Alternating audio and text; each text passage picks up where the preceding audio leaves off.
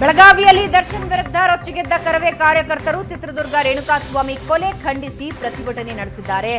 ಬೆಳಗಾವಿ ಚೆನ್ನಮ್ಮ ವೃತ್ತದಲ್ಲಿ ಕರವೇ ಕಾರ್ಯಕರ್ತರು ಪ್ರತಿಭಟನೆ ನಡೆಸಿದ್ದಾರೆ. ಕೊಲೆ ಆರೋಪಿ ದರ್ಶನ್ ವಿರುದ್ಧ ಘೋಷಣೆ ಕೂಗಿದ್ದಾರೆ ಕಾರ್ಯಕರ್ತರು. ದರ್ಶನ್ ಭಾವಚಿತ್ರಕ್ಕೆ ಚಪ್ಪಲಿಯಿಂದ ಹೊಡೆದು ಬೆಂಕಿ ಹಚ್ಚಿ ಆಕ್ರೋಶ ವ್ಯಕ್ತಪಡಿಸಿದ್ದಾರೆ. ದರ್ಶನ್ ಹಾಗೂ ಪವಿತ್ರ ಗೌಡಗೆ ಕಠಿಣ ಶಿಕ್ಷೆ ವಿಧಿಸಬೇಕು ಅಂತ ಆಗ್ರಹಿಸಿದ್ದಾರೆ.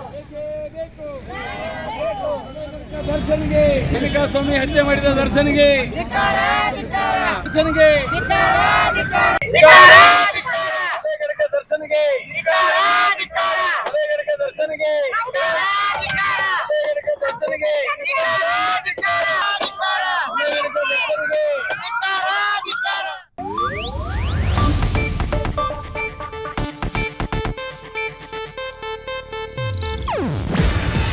ಇದು ಏಷ್ಯಾನೆಟ್ ನ್ಯೂಸ್ ನೆಟ್ವರ್ಕ್ ಪ್ರಸ್ತುತಿ. ನೀವು ನೋಡ್ತಿದ್ದೀರಾ ಏಷ್ಯಾನೆಟ್ ಸುವರ್ಣ ನ್ಯೂಸ್.